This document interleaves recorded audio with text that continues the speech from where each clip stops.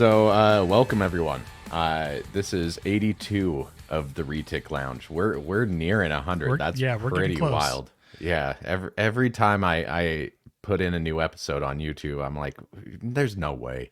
Right. And every time that we inch closer, I want it to take longer because I know once we hit it, it's like, and then we just got to wait for like 150 or 200. No, there's other like stupid childish, you know, goals I have in terms of episode numbers. But this episode we have, someone I've been able to talk with quite a bit in the retic industry. This is someone that luckily moved from Colorado and came into my own backyard, the state of Utah. He's a staple at local shows now. But we're going to be talking to Weston Wenner of Wildfire Retics tonight.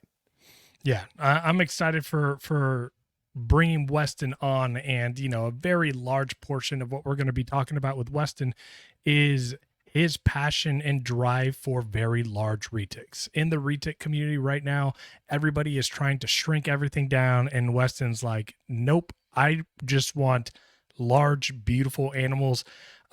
Through his social media presence, Wildfire Retics has shown that passion, and he's built up this amazing social media with long videos. And what's great about it is, he showcases these 10-foot enclosures that now in my mind have to be the standard for keeping large retics. And Weston was one of the first big people that had a good social media presence to make that very clear in public. Like, no, these animals need a little bit bigger of an enclosure. And so we are going to highlight his desire to work with large retics, as well as explore his decisions to scale down his collection and become a lot more focused on the retics that he does keep. Nathan, you want to say anything else before we bring him on? I just want to give a big shout out to our Patreon community. If you want, you can hop on to Patreon for as low as $5 a month. That gives you access to our Discord. We do bi-monthly little hangouts on Zoom and just have a really active Discord where people are just lifting each other up. So, yeah, Lucas, let's take him in. Whether you've poured your heart and soul into your reptile business or you've just begun your business journey, AE Foundry has you covered with next-level expertise in graphic design, motion graphics, videography, photography, and so much more. If you've been dying for a new logo for your reptile business, motion graphics for your current logo, a new website, or need assistance making your video podcast come to life, then listen carefully. AE Foundry's mission places storytelling at its core. AE Foundry believes that a distinctive story and background are the driving forces that set your brand apart. In today's market, consumers seek more than just products. They crave a connection built on trust with the brands they cherish. AE Foundry is committed to empowering small businesses and fostering authenticity that resonates with their consumers. Reach out to them and let them help you craft a visual narrative that helps establish a genuine and lasting connection with your audience. To contact AE Foundry, email them at aromero@aefoundry.com or on Instagram at AE Foundry. If you are in the market for an enclosure for your reticulated python or any other one of your reptiles, Focus Cubed Habitats is your one-stop shop for not only the best-looking cages on the market, but also provide amazing features and add-ons to your cages. We partnered with Focus Cubed Habitats because they continue to innovate and change the way we house our animals unlike any other caging company out there. Their cages are designed intelligently and provide the most stylish and secure housing for your animals' comfort and well-being. Visit focuscubedhabitats.com for your animals' caging needs. Again, visit focuscubedhabitats.com for some amazing and stylish enclosures. We also want to thank VivTech Products for being an affiliate sponsor of the Retic Lounge. Stop by VivTech Products for the best UV spectrum lighting on the market that will enhance and improve your snake's overall well-being and health. Visit vivtechproducts.com and use the code ReticLounge23 today for 15% off. Again, visit vivtechproducts.com and use our affiliate code ReticLounge23 today for 15% off. Looking for the perfect accessories for your hatchlings or juvenile retics? Look no further than Heli Guy Serpents. Our sponsor, Chris Sexton, is coming in hot with an amazing 3D printer, creating top-notch perches and other caging accessories for your beloved pets. Enrich your retics environment with their high-quality products. Use our promo code TRL10 for a 10% discount on your purchase. Visit them today at heliguyserpents.com and start giving your pets the best. Heli Guy Serpents, the premier source for 3D printed caging accessories. Again, that's www.heliguyserpents.com and use our promo code TRL10 for 10% off all of your 3D printed accessories today. All right. Weston, what's going on, man? What's up, guys? Hey, Thanks man. for having me on. Absolutely. It's a long time coming. I was hoping that when we brought you on, you were going to do the Weston staple, "What's up, guys?" and you did it, and I was like, hell yeah. Yeah. That's apparently my trademark line, which I never intended for it to be. And I actually don't even say "What's up, guys" in like normal life. It's Right. literally only when I'm doing videos, because I spend a lot of time in the South, and if I'm referring to a group of people, I'm like, "What's up, y'all?" Like, that's Right. normally what I say. But the "What's up, guys" just seemed to be the opening tagline of all the Wildfire videos. So, You know what's funny is I've tried making my own videos in the garage, and you know, I got a library of like probably 8 videos that I just honestly too anxious to post. But it's funny, like I start off and naturally that's what I say too, and I'm like, I can't say that, I can't do, but it naturally comes.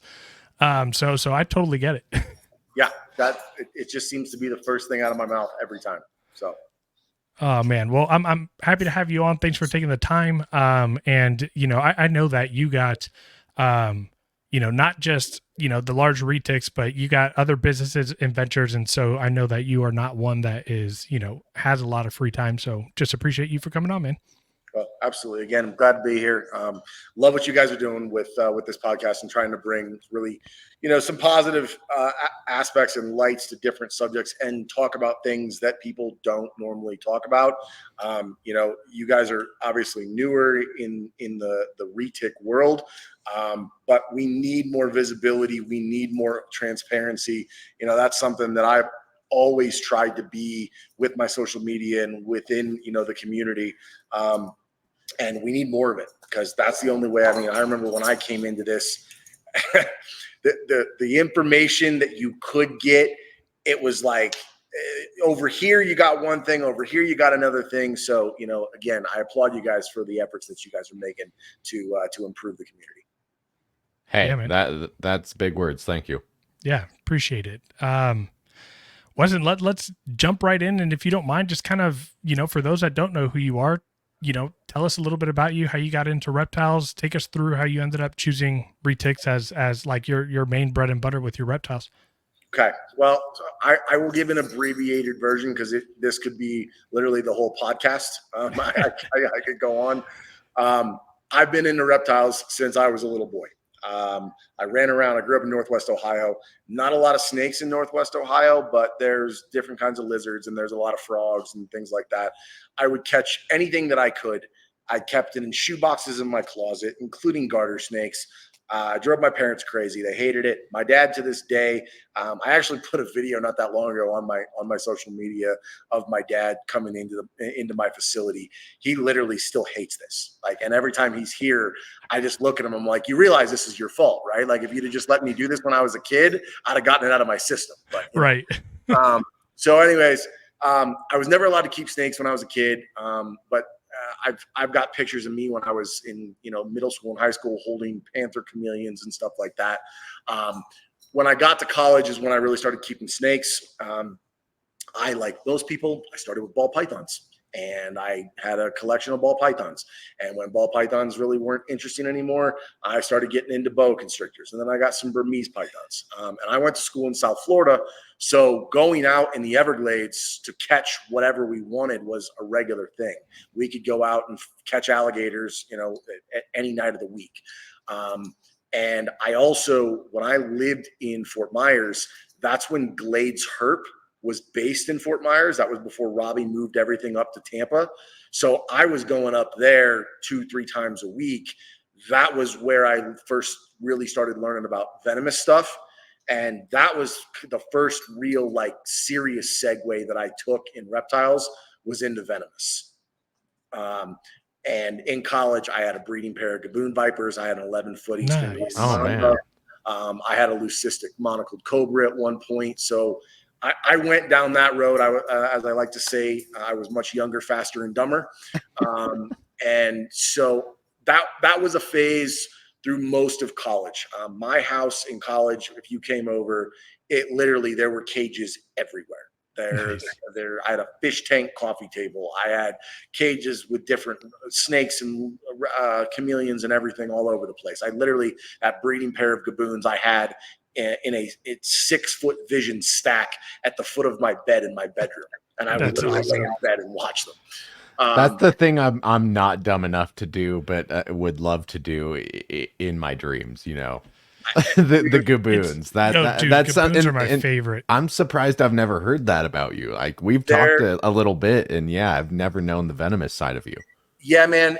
Again, like it was literally 20 years ago. Like Yeah. it was 2 decades ago.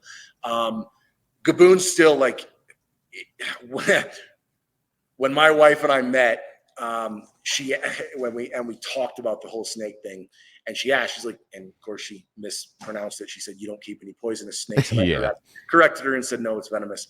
But she asked if I kept any, and I said, no. I said, I used to. I said, there's one that I would still love to keep, but I don't think I'm going to go there. And she's like, what? And I'm like, I really want a king cobra. Like I've always wanted one. But now, especially with the family starting and everything else, that's just out of the picture, out of consideration. But gaboon vipers by far still, like, if I see one at like a zoo or something like that, I'll sit there and stare at it for 30 minutes. Like, They are the most, besides retics, to me, they are the most beautiful snakes on the planet. Like, just mind-boggling, the pattern on them. The It's pattern, the only other color. snake besides a retic that I have tattooed on me. Nice. Man. I actually didn't know that about you. So there you go. Yeah. The opposite of Nathan for me is I would be dumb enough to keep them, but I like my family and my life too much to bring Lucas, one in. Weston and I are also locked down by laws here in Salt Lake City, Utah. So okay. yeah, we can't really keep gaboons you're too in easy. Texas, you can keep whatever you want. No, yeah, I mean, and you know, all they do is say go to Walmart and get a permit. You're in the Wild West. We're in the Mountain West. Things are different out here. There is a difference. So, but yeah, so that was a phase through college. And then I actually, and Nathan, I know you want to talk about this a little bit later, and it's totally fine. No, we can get into it now. My love of reptiles was superseded by my love of pit bulls. So I got my first pit bull when I was 19, and that quickly blossomed into just an absolute obsession. I spent about 10 years running a full-time breeding operation, kennel. Lionsgate Kennels was the name of it. I traveled the country. I shipped dogs all over the world. I still have pit bulls to this day. They're absolutely, I've got one tattooed over my heart. I've said many times, if I don't have a pit bull, it's because I'm dead. So I got heavily into the pit bulls. And even though I was young, I knew I couldn't do both. I couldn't do pit bulls and the snakes. So I made a choice, and I literally got completely out of reptiles.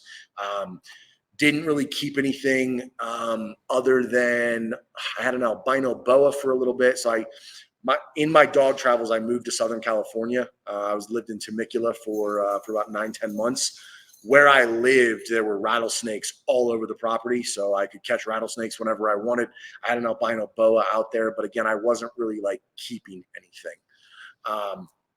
And I really didn't like have reptiles in my life again until I moved to Colorado in early 2013. And when I moved to Colorado, I moved out there to get in the cannabis industry. I was living out in the foothills of Colorado by myself. It was me and my one pit bull. And I just had the thought, you know what? I've always, and I periodically kept tabs on like the reptile industry, like still check random classified sites and things like that. King snake, fauna classifieds, the old school stuff, right? Didn't know there were Facebook groups all dedicated to all different kinds of reptiles, especially retics. And so I decided, I was like, you know what? Like I always wanted a retic. Like I've kept cobras, kept gaboon vipers. Like how bad can a retic really be? And so I went on to King Snake Classifieds and literally found a guy in Wisconsin that was selling a purple. I really wanted a white albino retic. Couldn't find anybody selling a white albino retic because nobody breeds white albinos. Nobody likes white albinos for some reason. But anyways, I found a guy. That's what I fell in love with when I first got into Super Dwarfs. Yeah. So that's funny. I absolutely, to this day, I love, like, it's a toss up now between purple and and white face. But my very first retic was a purple retic, purple albino. It was sold to me as a male, turned out to be a female. And when I got her, she was 7-8 feet long. And in 2 years, she was 15.5 feet. And I literally, I just wanted one. That like I was totally content with just one. I had a big 8-foot enclosure in my office. It was 8 foot long, 3 foot deep, and 2 foot high. And I loved that snake, man. Named her Baraka. Like she was so chill. I could feed her by hand. I could get her out. I never even had a hook. Like it was just a super easy snake and made me absolutely just fall in love with retics. And she was the only one that I had for 4 years. And I left my house over Thanksgiving break. And 4 years later, and my buddy was supposed to check on my house for me while I was out of town. He didn't. We had a snowstorm. House lost power. Snake died. Man, damn. And so I came home, dead snake, shit, buried it. Looked at the cage for a couple of days and was like, "Well, I'm not going to leave the cage empty. Like, I'm going to get another one." And that was when I discovered the Facebook groups. And back in, this was late 2016, early 2017. And so this is when all the retic classified Facebook groups existed. Mm-hmm. And I found them and all of a sudden discovered all of these different morphs and mutations that had been developed over, you got bit by the bug. I think that was the year that I got into it, was around 2016. So yeah, I found Eric Lee on one of those classified groups. It's where I found all the guys. And so this is another funny story. And I have told this before, but so I was looking for another purple albino and I was just scouring, and nobody had what I wanted. Like nobody had. I wanted a purple albino with a brilliant yellow head, and I can. If you go back, I know exactly what you're talking about. Well, if you go back on my social media, I've posted pictures of my first purple albino retic before, and to this day, it was one of the best looking purples I've ever seen in my life. Like just brilliant, bright yellow head, much like the female that's sitting right over here next to me, and nobody had them. Like nobody had what I wanted. And so I was kind of getting discouraged and I was like, well, maybe I'll go back to the white face. Like, maybe I'll get something different this time. And so I kept looking and I'll never forget this. I forget which Facebook classified group it was, but there was an ad. There were no pictures and it said 15 retics and it listed them out. It said, $500 must pick up. And it was, and the ad was from a guy in Arkansas. And I was like, that's a scam. 100% it's a scam. But I was like, you know what? Screw it. I sent the guy an email. He emails me back. And he's like, hey, no, this is a legitimate ad. Like, I'm getting out. I need someone. I will not ship them. I need someone to come pick up all these snakes. If you come pick them up, you can have them for $500. And I was like, send me pictures. He sent me pictures. And literally one of my biggest snakes that's right over here, Alice, my 19-foot platinum, was in that group. And so I literally messaged back and forth with this guy. His name was Devin. He lived in Central Arkansas. And this is at the time I lived in Colorado. I was like, look, dude, I will drive out there and I will pick these snakes up. But number one, if you try to change the deal, or if you try to like pull any funny business, understand I'm coming with a gun. Like if you try to fuck with me, like it's not going to go well if I drive 12 and a half hours out there. And he's like, I promise this is a real deal. Like just come get him. So I literally rented an expedition, drove from Colorado straight to Arkansas, with my girlfriend at the time. And as we're pulling up to this house, I'm like, look, this is either going to be really gnarly. You never know pulling up to somebody's house to pick up a reptile. This is either going to be really gnarly and you're going to be disgusted, or like this is a legit thing and like this is going to be kind of cool. And it turned out to be the latter. Walked in, the guy's garage was immaculate. The snakes were super clean. Like everything was well taken care of. And I was like, yo, like, what are you doing? And he's like, I'm way overwhelmed. I'm way in over my head. I did not want to ship them. Everybody wanted me to ship them. Nobody wanted to come pick them up. You're here. He's like, everything that you can fit in that expedition, you can have. And I was like, you mean the cages too? And he's like, dude, all of it. I literally go to U-Haul, get the trailer. Yeah, I would have been like, be right back. I would have gone to U-Haul. I fit all but one cage. And I loaded up all the snakes and Tupperwares. And there was only one big snake. And of course it was a big male. But it literally, like, I got my female platinum het purple. I got a white phase albino. I got an adult male sunfire. Like, I got all these. Yeah, there you go. There he is. That was my first purple. So I got all these different snakes, and I paid the guy $500. And so I drove back to Colorado straight back with 15 retics. And so I went from 0 to 15 retics in literally 24 hours. And that it just went from there. So. And that in and of itself is a huge learning curve, but I am sure that you learned a lot in a very little amount of time. Yeah. I've posted this video. It's been a while since I posted it. But it is on there. It's one of the throwbacks. And it's literally my laundry room in my house in Colorado, because I didn't have anywhere to put these snakes, and I didn't have heating sources for all of these different cages that I just got. And so, because the guy was using ambient heat in his garage, and so my laundry room just so happened to have its own thermostat in Colorado. So I cranked the heat up to 80 degrees in that laundry room, and that's where all these snakes were. In literal, some of them were in Tupperwares, some of them were in cages that I brought back with me. I mean, none of them except for the male. He was the only big one, and I went and got a 6-foot cage for him right away. But it literally, like, there was nothing special about it. Like, I started the same way most people do, with just a little tiny room and a whole bunch of snakes crammed into it. And yeah. that was literally how Wildfire started. Man. I think that you know, I grew rapidly, not that rapidly. And I can imagine just, again, that learning curve, but you see people do it with ball pythons all the time, but to imagine doing it with retics is a totally different ballpark. Whole different story there. The other thing that it did, because I did get a bunch of animals that I really had no interest in. And you're gonna cringe, Nathan. One of the animals was a platinum anery jamp, like full jamp. And I was like, yeah. And I started doing research because I didn't really know what it was. I'm like, oh, this is going to stay small. I don't want this. And so I started just creating the stuff that I didn't want. I'm looking at a platinum now. I don't know if it's the one, but just for shits and giggles, let's see. No, dude. So that's Alice. That's Alice. Okay. That's one of the ones I picked up in the group. She's the 19-footer that's over here now. Yeah. Okay. Yeah. She's beautiful. I love when you have her out. Let me ask you this. You know, you got all these retics. That's kind of how it started. You started building and everything, but what like currently right now, like what other species are you working with?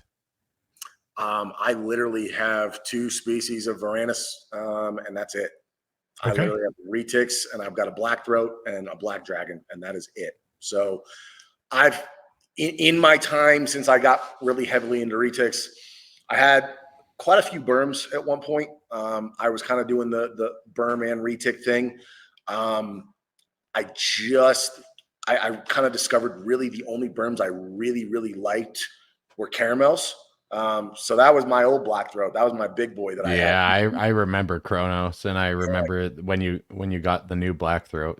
Yeah. That's also like something that I definitely recognize as a passion in you. Yeah. Yeah. Yeah. Kronos was the man, dude. I used to take him to shows and he would literally just sit on my shoulder for an hour like a puppy dog. Like he was awesome. so awesome. I've met some really cool black throats over the years. I don't blame you. There's so much chiller. So this black dragon that I have is my first Asian water monitor. Like it is. I thought it would be a little bit like have some similarities. No, zero the same. Like not even close. So yeah, I'm learning a lot with that guy as we go along. But yeah, I bet. The new black throat that I have, Kratos is his name, and he's so easy. Like even my wife, of all the reptiles that I have, even my wife likes him. So, okay, that's fair. I mean, I'm not gonna lie. On your page, one of my favorite things to watch is your when your wife is behind the camera and she's walking into a situation and giving us the play-by-play. It's one of my favorites. Yeah, your dad just needs to watch a couple of those videos and I think he might come around. Right. So yeah, that's how I got heavily into retics. Wildfire itself started because I picked up all those snakes and I kept picking up more snakes. And in 2018, I probably had close to 30 retics. And anybody that's followed me for a while knows I was in Colorado. I was in the cannabis industry. I got raided by the feds. I went through a long ordeal with all that, where I didn't really know what the outcome was going to be, what my future was going to hold. And Wildfire really kind of got born in terms of like the social media and what people know of it. Wildfire got born out of that because it was the only thing that I could go do besides the gym that would take my mind off the fact that I was maybe going to prison for a very, very long time. And so the social media aspect of it started because I was literally working with these snakes by myself in a facility way outside of town. And I would just go live on Facebook basically to be like, hey, I'm doing this. If something goes wrong, at least somebody knows. Like, like at least if I get messed up, like somebody knows. They're not just like, oh, hey, we haven't heard from Weston in 6 months. Right. So this was your grizzly man? A little bit. Little bit. Okay. Yeah. So I mean, I'm the social media started with that, but currently, like your current social media presence is pretty, it's in full force, and I know that you go through seasons of taking time off and then coming back and everything. But what I really like about your social media is you do a lot of longer videos than people normally see on like Instagram or Facebook. And I always appreciate it because I don't go on YouTube too much. And so it's awesome to see you post a 10, 15-minute video.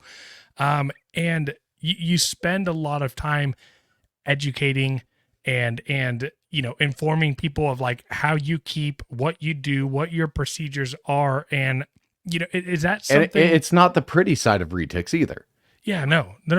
Not always, at least. No.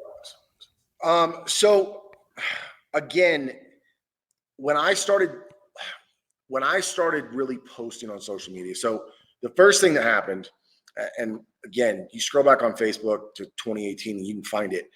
I had a video with one of the first like big retics that I had that had a terrible attitude. It was a pied female. I drove up to northern Wyoming, bought her from Michael Durr. She was had a terrible attitude. And I drove her back home, and that was one of the snakes that I would always go live with when I was handling because I never knew how it was going to go.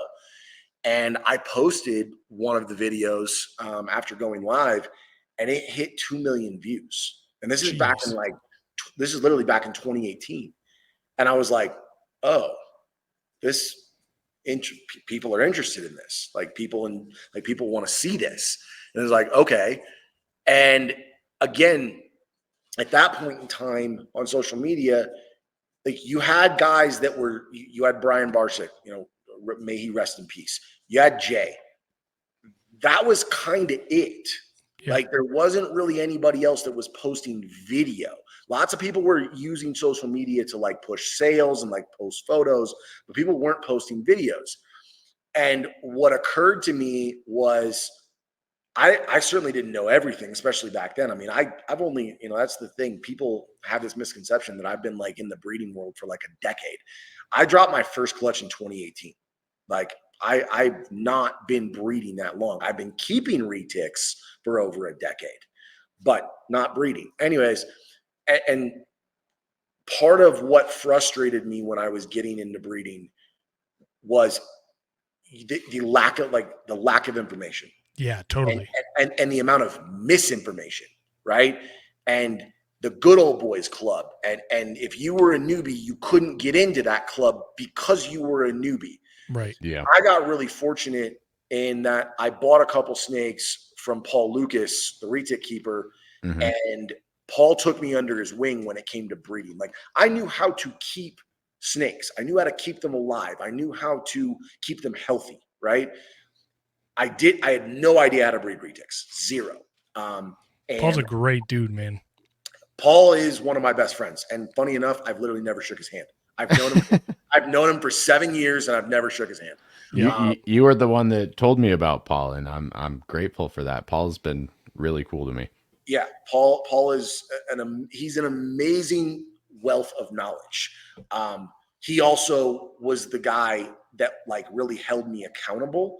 Like he would literally be calling me, and again, he's 2 hours ahead of me. So he'd be calling me at like 4 a.m. my time when I was in Colorado, when I was trying to get things breeding. He'd be like, "Are you down there checking on your snakes? Like, get your ass down there. Like, if you want to make this happen, like you need to be down there and see what's going on." And so through working with him and learning from him and he'll say this, he had some really good mentors too. He had Andy Dietz, who used to run Nerd with Kevin, Jason Gaspar, guys that are long gone out of the hobby, but that really took him under their wing and taught him how to do it. And I owe the majority of my success as a breeder to him and working with him. But I forget where I was going with that. Shit, I completely just lost that train of thought. We were talking about social media. Yeah, there you go. Okay, thank you. So when I was really coming up, there wasn't anything there. And so the information I got from Paul was fantastic and it helped me. And it was like, all right, well, and once I applied it and it worked, it was very simple for me to just be like, well, I should help other people. Like I should give this knowledge out. And I remember when I first started posting some of the how-to videos and like some of the videos of like what I was doing, I got backlash from the elders of the community. Like, yo, you shouldn't tell people this. Like, they should have to figure it out on their own. Like they should have to learn. And it's like, dude, like that was the same message I got, dude. It's like, how is anybody supposed to learn if no one will teach them? And then you want to bitch about the way things are being done by newbies. Well, then show them the right way to do it. Like it's like so simple. What I've always seen in any industry that you're in is if you're wanting to make it a legitimate industry, raise each other up, let each other know like the knowledge that you have, and try to pass that on. If not, it's a dead industry. Right. It is. And the other thing, and I took this from business. If you see someone doing what you want to do, go try to learn everything you can from them. Yeah, absolutely. And I got fortunate, like I said, to befriend Paul, and he taught me and still to this day, there's things where with breeding, I'll call him or literally I'll send him a picture and he'll tell me something about a snake that was in the picture that I wasn't even asking about. I'm like, how do you see that? Like, how do you like what?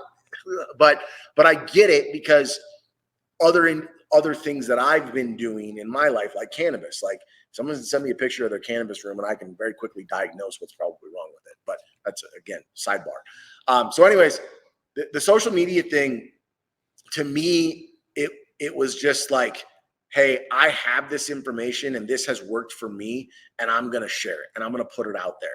And people liked it. And so I just kept doing it and kept doing it. And I've created the following that I have and essentially the business that I have around Wildfire, mainly because people know that, one, they can trust me.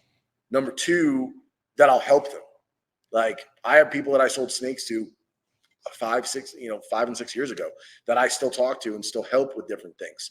And so it seemed like the right thing to do, I guess. The other thing was, I'm not a fake person and I'm not like a goofy person.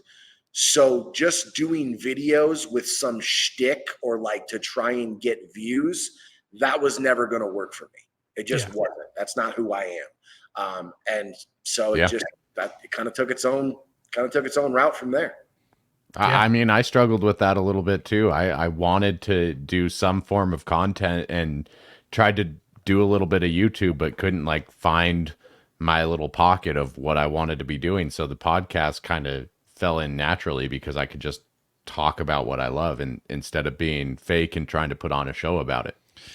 Right. It's one of those things, even for me, I've thought about, and I look at a lot of the people that are doing videos and they are, they're doing the clickbaity stuff, right? They're enticing and they're doing things. And I'm not like that when I'm in my snake garage. I'm always honed in, keyed in.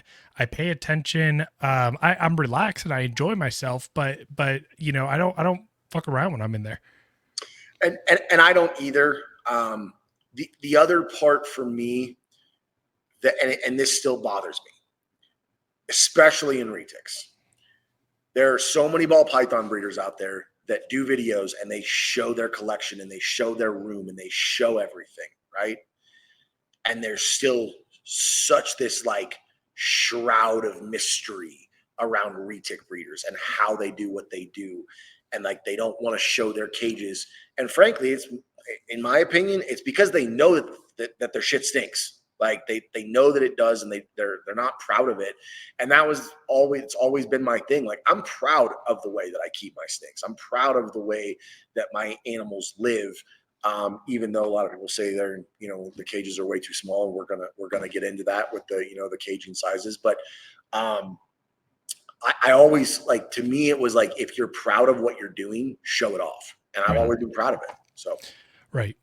Yeah, no, I totally agree with that sentiment. And, I think, you're absolutely right. A lot of the people that, keep retics in very large numbers, anybody who keeps a handful of retics for more than a few years knows that, these snakes are messy. So, that's why I don't keep more than a handful. Right, exactly, because it's a lot of freaking work. And yeah, I mean, at the end of the day, when you got a one-man show that has 70, 80 adult retics, there's just no freaking way. That's why people don't want to show the collection. Right. Well, and again, I've significantly downsized my collection. I've literally got 16 cages and 5 tubs over here. Like that's it now. And at the beginning of last year, there were 60 sub-adult and adult retics in this building. Yeah. It was nuts. It was nuts. And I mean, fortunately, again, I'm in a position where I was able to afford to pay people to come up and help to make sure that I kept the snakes healthy and kept them clean. But it just also hit a point for me. It was like, why am I continuing to do this? Right. Like, what is the point of this to continue at this level? And it just didn't make sense anymore. Yeah. And that's always a very, like, this is a generalization, but I think in general, most people that breed retics and that, grow their collection, have a large collection, they hit that fork in the road.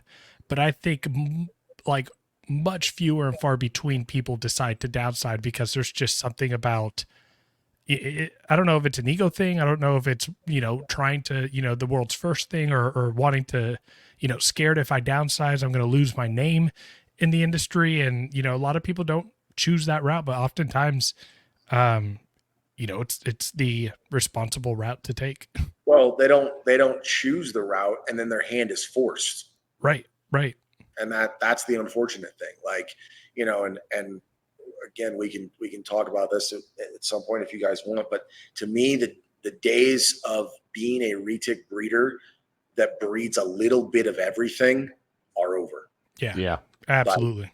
Like the market has shifted, and it's not that way anymore. Like people want the best of the best.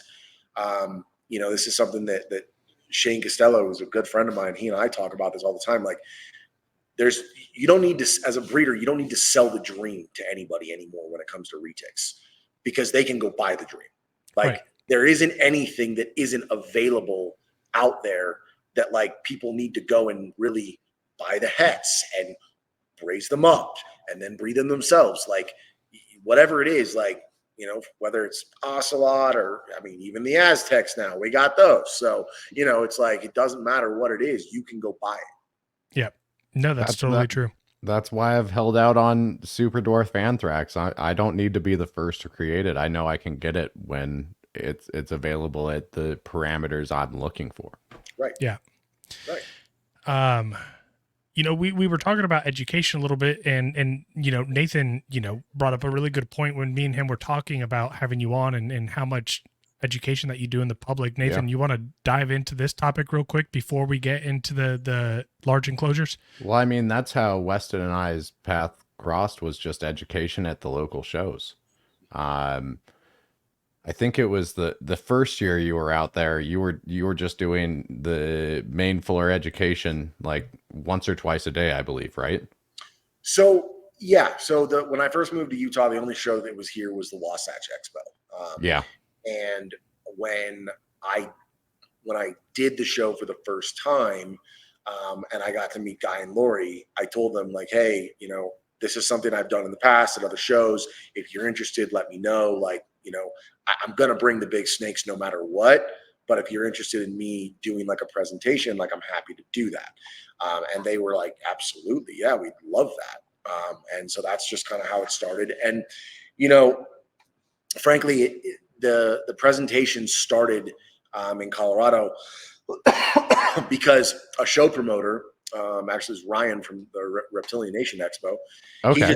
He just asked me before one show. He's like, hey man, would you possibly be interested in doing a presentation? Actually, I think it was one of the expos, his venomous guy, the permits didn't come in time, so he couldn't bring his venomous to do his venomous show.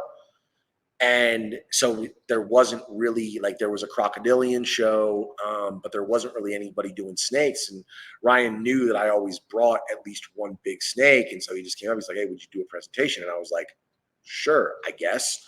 And I had no idea really what I was going to say. And I got up there and I think I talked for, 5 minutes. And I was like, I think you guys really just want to see a big snake, right? And they're like, yeah, kind of. Okay, cool. Like, here, let me get the big snake out. And right. Fortunately, again, for me, I have a number of animals that are so well tempered that I can pull them out and have 30, 40, 50, 80 people come up, pet them, interact with them, take pictures with them, and I don't have to worry about it. And so it kind of grew from there, where I was doing 1 or 2 a day at every show that I went to. And the more I did them, the more I, would think about what I wanted to say and what I wanted to impart.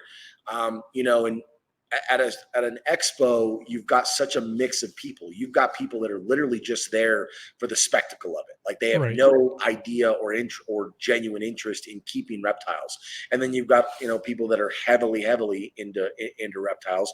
But the interesting thing is that even within the reptile community, most people have never really seen or interacted with a big retic. Like it's not something very many people have. And so that's one reason that I do it. The other reason is at least I can impart some credible information to people about what these snakes are and what they're not. Because frankly, retics still have a terrible reputation, even within the reptile community. People think that they're just these big, mean, evil animals. And it's like, if you ever actually spent any time with one, you would have a very different opinion. Yeah, absolutely. So that's kind of where the education thing came from. And frankly, you know, I do expos. Sure, I'm there to sell snakes, but I don't ever go to an expo with the expectation that I'm going to walk out of there, you know, having sold 10 plus snakes in a weekend. Like that's just not it's not applicable, right? Like there's just not that many people walking through the door that one are looking for a retic or two are prepared for a retic. And so if I'm there, I might as well try to get, you know, something more out of it. And frankly, the part for me that I enjoy the most is the kids. Like the look on like a 5-year-old's face when they walk up and I'm holding this 19-foot snake. It's just it's amazing. It's all. Yeah. I remember being a kid and going to the zoo and seeing that yellow Burmese python, you know, when I was 5. Like I still, like in my mind, I have a hazy picture and this image that I see, and you know, that blew my mind. And then, you know, when you get to interact, right? Because I you know, I don't know, it is innate, right? But it is also culturally learned as well, to fear snakes. And so, you know, that little kid is always just kind of like tiptoeing at first, right? Like, and then you get to finally interact with the animal, and you know, that's where a lot of kids, you know, I love having guests on our podcast, and the, you know, how they say they got into snakes was, you know, someone went to their school or they went to a show when they were a kid, and they learned and they got to interact, and you know, it resonates with me because that was me, but also just, you know, fear is a very powerful emotion, and when we can overcome a fear that 99% of people are afraid of very young in life, I think that's huge. Oh, and when I've seen it with Weston's education, when 10 kids get up there and start holding the snake with Weston, and their parents are all shocked watching from the sidelines. So, you know, perception changes really quick. Right. Yeah, I think that, you know, it's something that I have yet to do, but something that I've always wanted to do, is do public education. And, you know, what I talked about that a little bit when, you know, we had Intrepid Exotics on. But you know, I think it's huge that you do that. It's a way to give back and to educate. And you do it in a way that's actually responsible. Well, and without Weston, I don't think I would have ended up doing it at all. I've gone out to those same shows, and, you know, I'm just an admin of one of our local reptile pages here, but, you know, I'll bring out a retic so kids can get hands on, and, you know, we can, you know, have those moments of interaction, but it's just people like you that have pushed me to do those kinds of things. Right. Well, I'm glad that you are, man. And that's the thing, you know, like it, for me, that, like I said, that's the most enjoyment I get out of the show, because frankly, I get real tired of answering the exact same question 10 times over, like just on the loop. Right. And I get it. Like, cause people don't know, I'm going to continue to answer the questions, but, No, we've been there talking, holding snakes and talking industry talk, and I've heard you know, those repeat, you know, answers, but, you know, you're still there for it, and you're present for every little bit of it. Well, and my point was the enjoyment I get is the kids, and like, you know, I'll answer. If I've got 10 adults and I've got one kid, I will talk to that one kid over the 10 adults. I don't care if they're all trying to buy a snake from me. Like, I'll talk to the kid, just because, again, like I want them to have that positive, you know, experience, that positive interaction, and that positive memory. That, like, same thing, you know, we all had something as a kid that, like, we remember with reptiles, and like, if I can be the guy to impart that to a child, that for me is that's a win, man. Yeah. All right. I mean, we've had phenomenal conversation, but I think it's time for us to like dive into large retics. Okay. You know, I'm not going to lie. When you made that video and you were downsizing and you were going to focus on the larger localities and the larger animals, in the back of my mind, I was thinking, that's a really dumb marketing strategy. But then I paused for a second, and after a couple days, I was and you posted a couple more videos. I was like, no, at this point, dude, the guy just wants to do what he has a passion for, and he's getting away from the mainstream breeder mentality that I got to do it all. And you found a niche in your market, and I was like, no, that's actually pretty damn genius. So I want to know, what obviously you said before you love huge retics, but like what drove you to like really saying like, no, this is the direction that I'm going to do in an industry right now that everybody wants the corn snake size retic? Well, so number one, part of what drew me to retics in the first place is the size. Right. Like I've shared enough stuff on social media. Like I grew up with big ass Rottweilers. Like I like big animals. If I lived in a state like Texas, I'd have a fucking lion sitting next to me. Okay. like that's what I like. That's part of it. The other part was it really came down to one animal that completely changed my trajectory. And one of your Patreon members actually asked about her, and that was Nefertiti. Yeah. I didn't have Neffy that long. She was not a snake that I raised from a baby. I got her because of an unfortunate situation. Another guy in Colorado who became a friend through the ordeal with Neffy.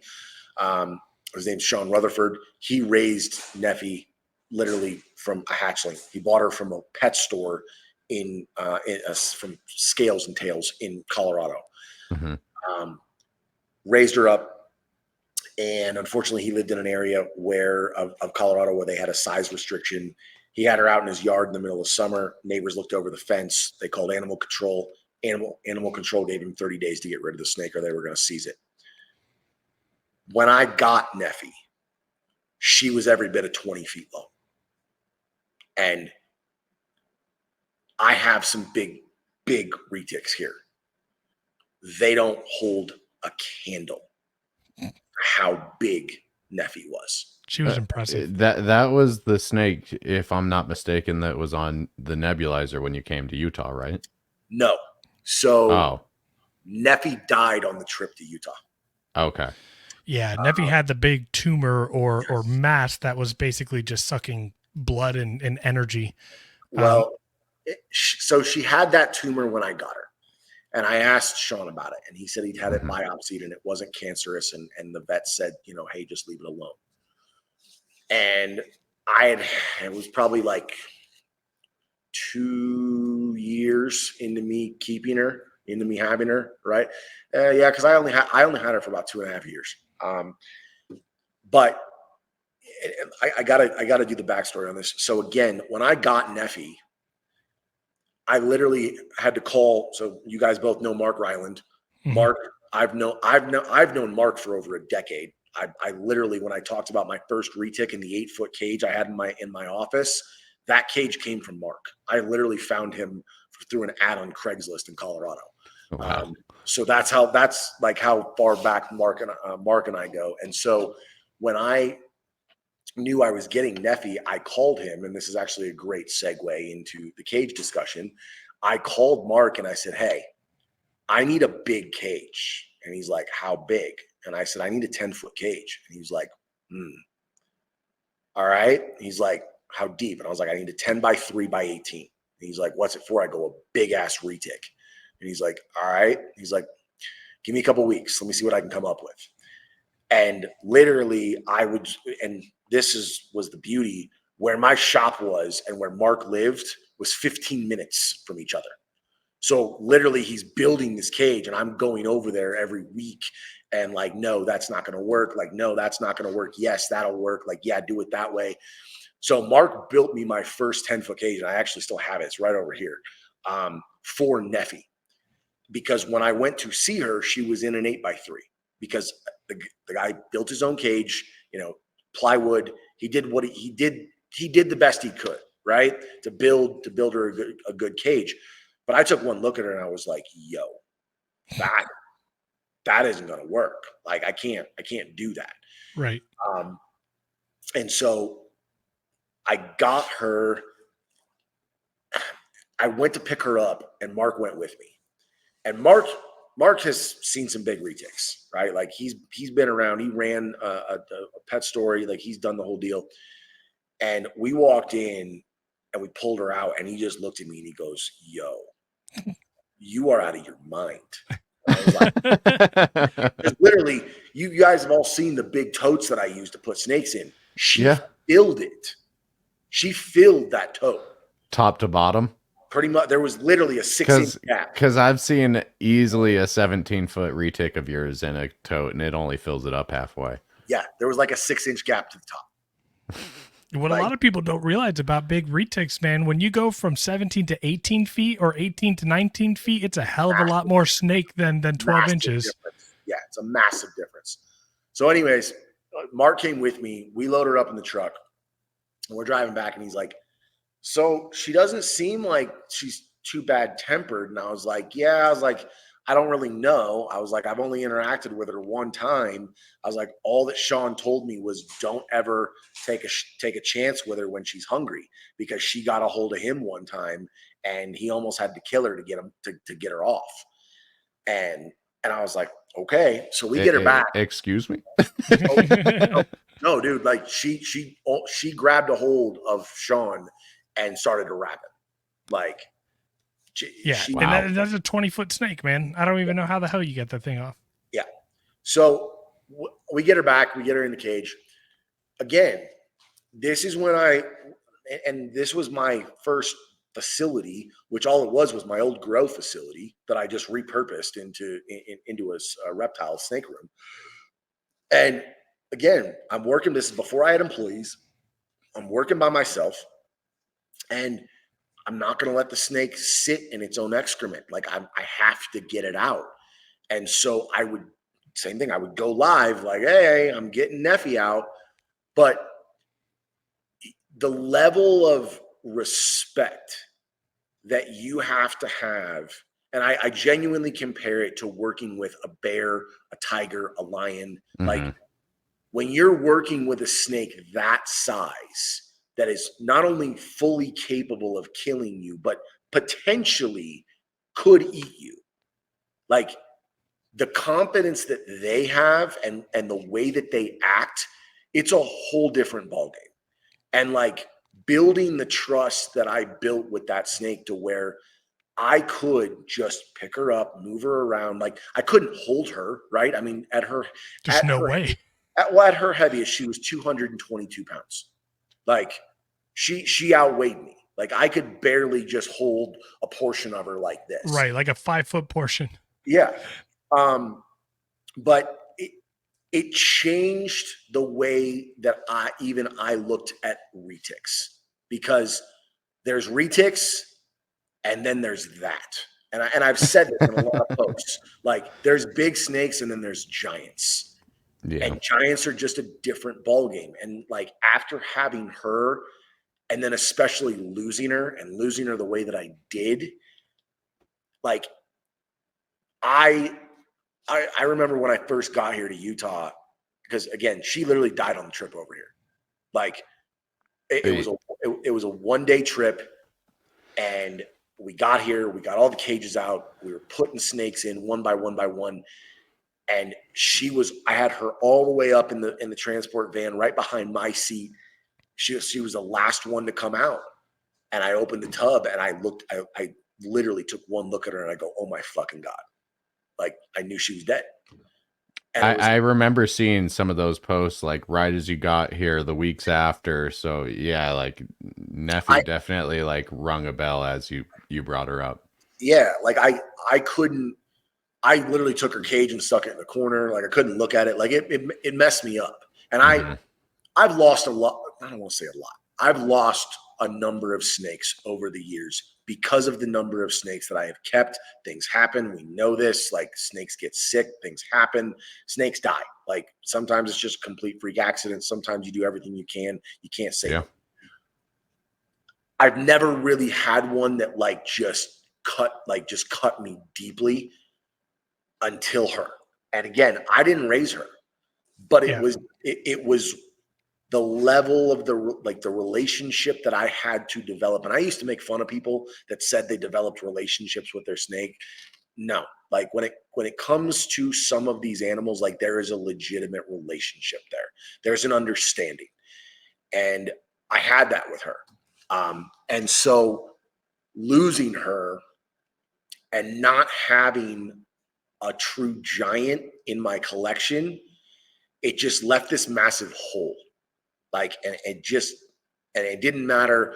I got more snakes. I got this snake. I got that snake, but like nothing was the same. Nothing was her.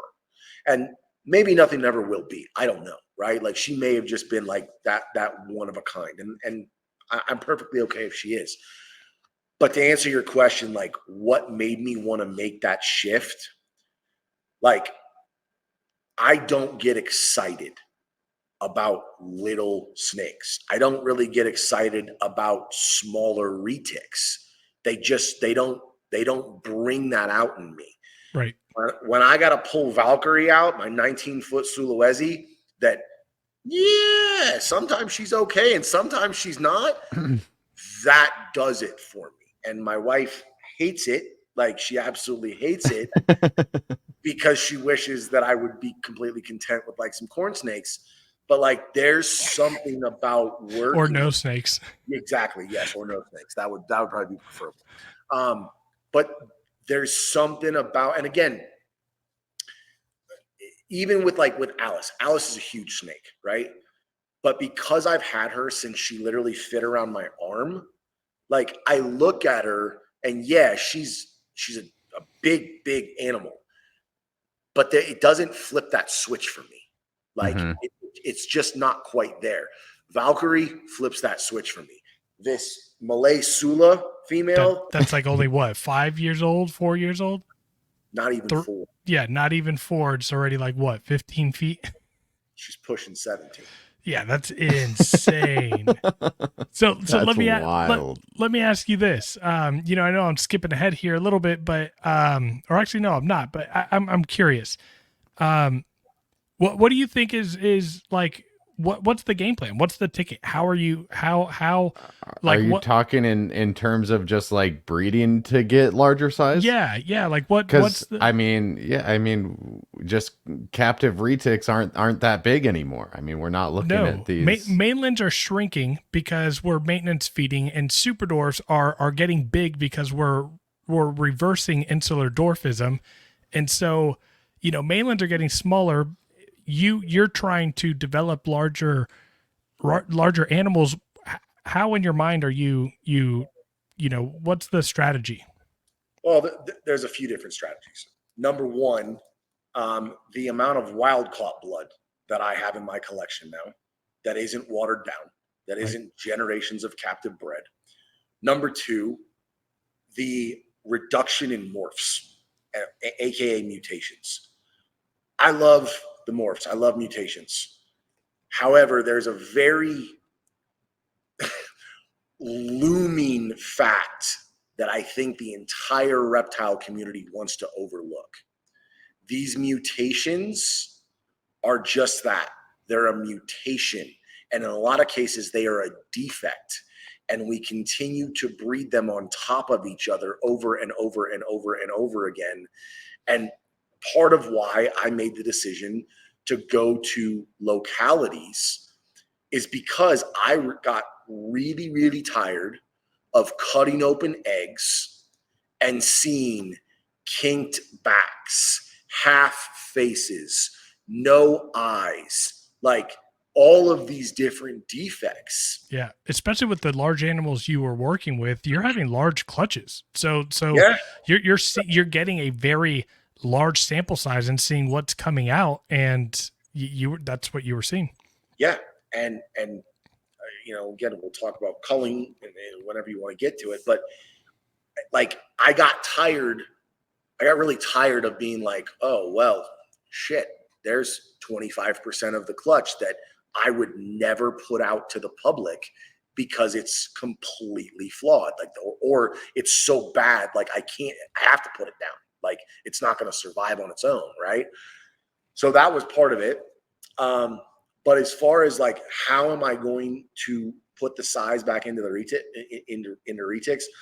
Number one, this is another part that I see. Most people, most retic keepers don't actually even know the true size potential of the snake that they have or snakes that they have, because they don't keep them long enough. Right. There is this just massive recycling of with breeders of, oh, I put these two together, I got what I needed, get rid of them, bring in these, like, and it's just over and over and over again. And it's why you don't see people with collections that have an average age over 5 or 6 years. They're feeding the snakes as fast as they can to get them to breeding size, to just recycle them out to get other snakes. Right. And so it's like, and for instance, I had no idea that Alice was going to be 19 feet. Now, she's turning 10 years old this year. Like, I've had her, I got her when she was 2. So I've had that snake for 8 years. If I hadn't kept her, if I had just recycled her, I would have never known how big she was actually going to be.